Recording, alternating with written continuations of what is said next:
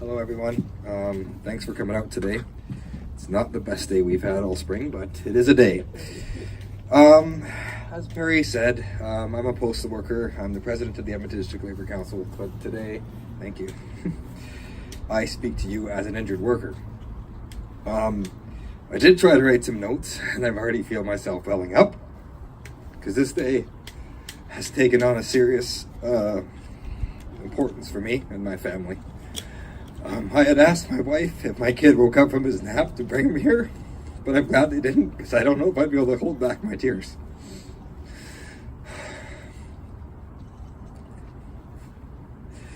The reality of going to work and not coming home is something that nobody can truly understand unless they've been through it. The smallest things, such as paying your bills and just keeping everything in the household on track, just gets forgotten. And I only was in the hospital for 1 month. Took me 10 more months of rehab to get back to work, and I can tell you I'm still feeling the pain to this day. I've told a lot of people here my story. I'm going to tell it again, just so everybody understands. I don't think that my story is at all special. In fact, I think it's all too common. I was part of a workplace that had a health and safety committee, legislated. I did what I thought was best to identify a problem and bring it forward to management. But I did not go through the official channels like everybody should. I thought bringing it up to management, saying that this is a problem, would be a good idea, so I brought it to them. They said, "Oh, I'm sure it's fine. Just keep working." And I said, they're probably right. Another few weeks went by, another few close calls, and I thought, what, maybe I'll bring it up to somebody else. So I told a different supervisor. What did they tell me? "Oh yeah, but nothing's happened yet, and it probably won't happen, so just keep doing it the way you're supposed to do it."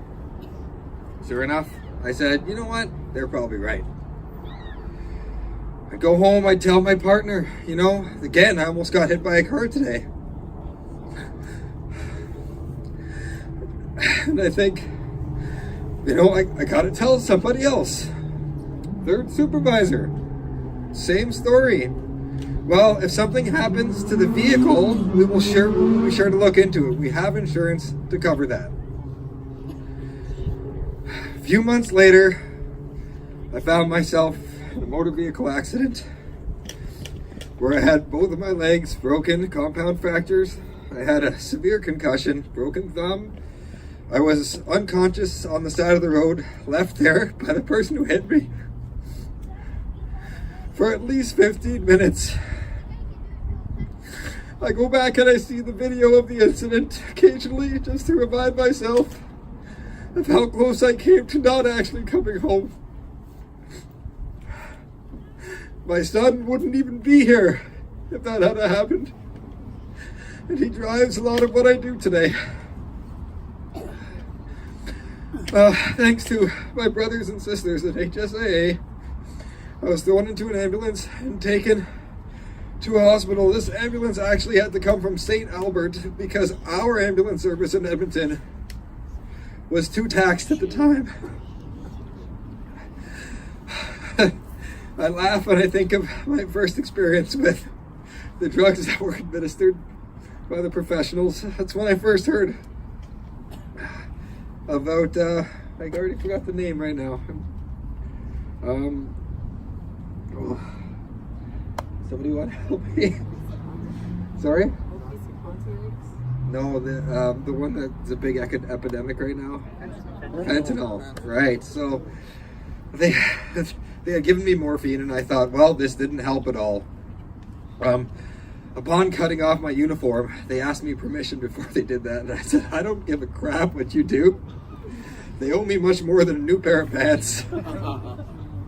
And so they cut off.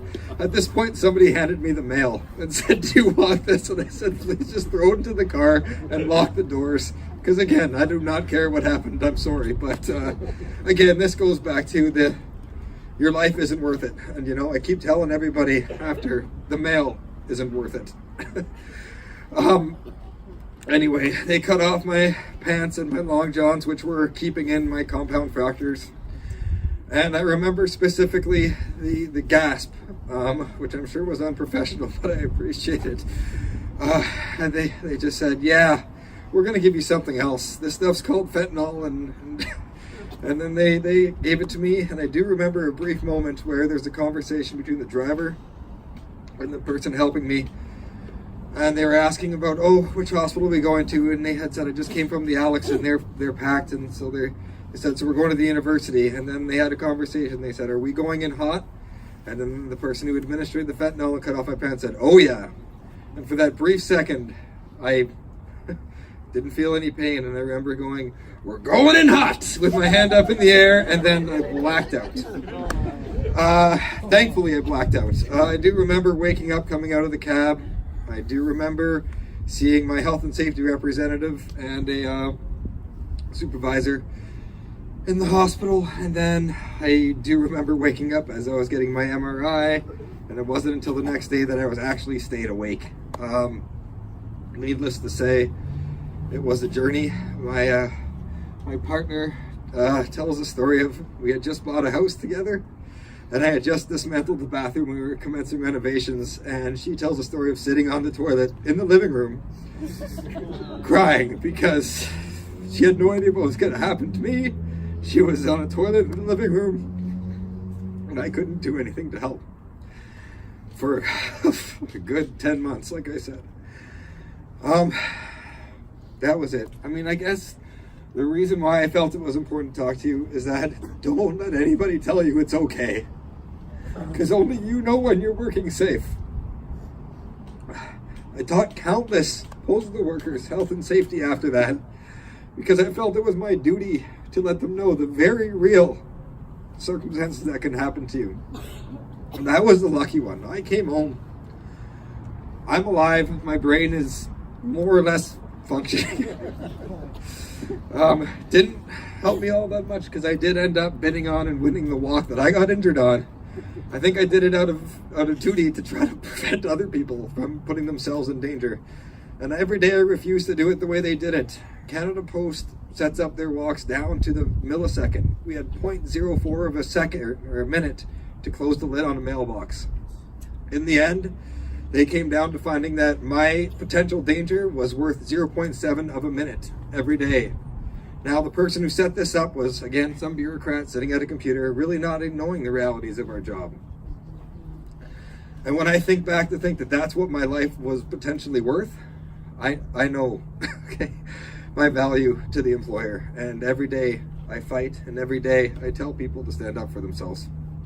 So please don't get brought into this statistics. I see the motor vehicle names.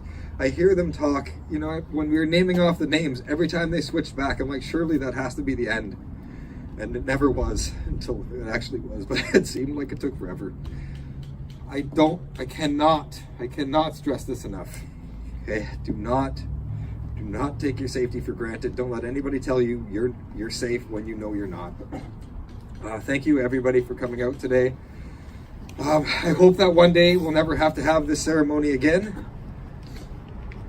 And we can all get on with our lives and go to work feeling confident, knowing that we will return to our families at the end of the day. Thank you.